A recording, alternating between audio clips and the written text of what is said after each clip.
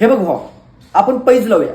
मी जर हरलो तर मी तुला 500 रुपये देणार आणि तू जर हरलास तर तू मला 500 रुपये द्यायचं. डन. मग मी जे वाक्य म्हणतोय ना त्याला फक्त रिपीट करून दा. हा ठीक आहे. हे माझं 500 रुपये.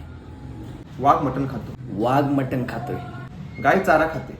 गाय चारा खाते. गाईला पाय किती? 4. हरलास. हे वाक्य पण तुला रिपीट करायचं होतं. ठीक आहे. परत एकदा. माझं 500.